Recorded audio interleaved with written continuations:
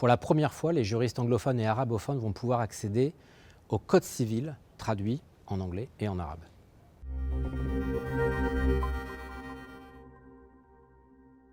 Ce code civil trilingue, c'est une vraie aventure. Nous nous sommes lancés il y a un peu plus de 3 ans avec ce projet de publier pour la première fois un code civil qui sera traduit en anglais, c'était déjà arrivé, mais aussi en arabe. Et ça n'était jamais arrivé. Le code civil traduit en anglais et en arabe, c'est une véritable innovation. Nous sommes partis d'un constat, c'est qu'il y avait un besoin. Vous avez des universitaires, vous avez des praticiens qui doivent manier des concepts de droit civil. Alors bien sûr, le code civil trilingue, c'est un outil de diffusion du droit français, mais plus encore, c'est un outil de compréhension de concepts qui sont issus du code civil.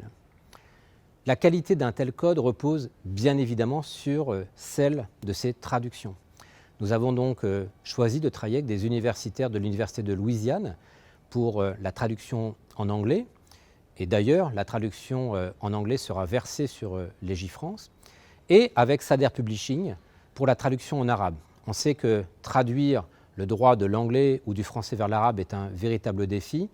Sader Publishing, c'est la plus ancienne maison d'édition dans le monde arabe. Ils ont un savoir-faire extraordinaire en matière de traduction. Et donc, ils étaient en mesure d'apporter une traduction d'une très grande qualité malgré la difficulté de l'exercice.